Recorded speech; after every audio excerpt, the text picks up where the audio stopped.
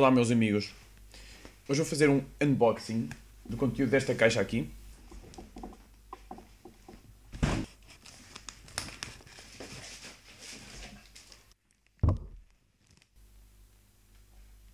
Aqui está o caixote com as duas figuras do Injustice 2.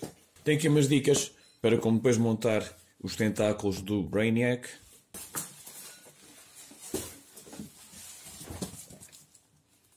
Não faço a mínima ideia do que é que isto é.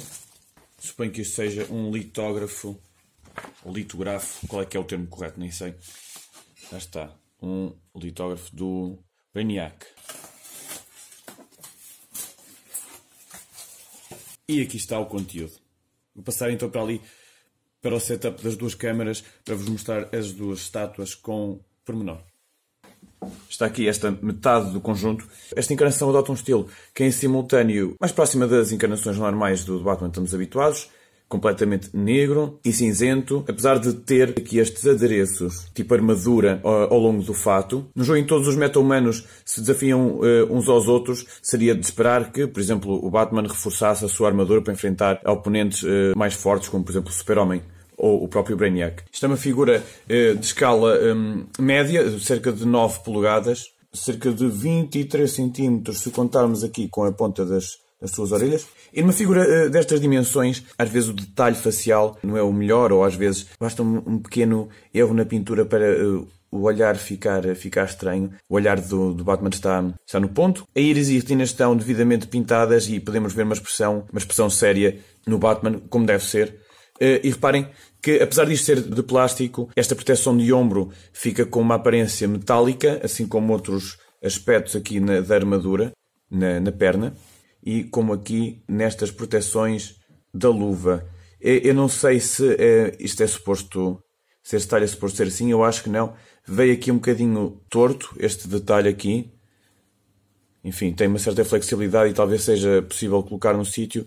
Para mim, isto também não é grave, até porque eu adquiri estas duas estátuas a um preço promocional.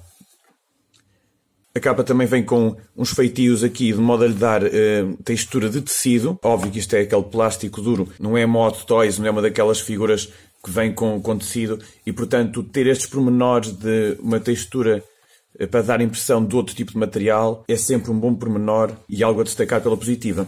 Nos nós dos dedos ele tem aqueles detalhes tipo suqueira de ferro. Nesta armadura tem isto que é suposto ser uma espécie de Kevlar e, portanto, também tem uma textura mais baixa para simular esse tipo de material. Uma figura com bastante opulência para o tamanho que tem, uma base bastante firme, a imitar uma plataforma metálica. Esta figura é apenas metade do conteúdo desta caixa. E a outra metade é aqui este Brainiac, que devido às suas dimensões um bocado mais elevadas, também tem outro tipo de presença, mesmo sem os acessórios colocados. Portanto, esta figura, como vocês sabem, também é inspirada no design do Injustice 2, faz parte deste conjunto. Este Brainiac tem uma espécie de LEDs aqui ao longo do fato, que aqui tem um destaque a rosa. É uma figura de 12 polegadas, o que se traduz em centímetros para cerca de 26. E todos os detalhes que eu referi no Batman também sobressaem aqui no Brainiac. Refiro-me aqui ao fato de a pintura e da textura de algumas partes do fato darem a impressão de diferentes tipos de material. Os tentáculos vêm à parte, têm que ser colocados agora por uma certa ordem, uma ordem que está mencionada aqui na caixa.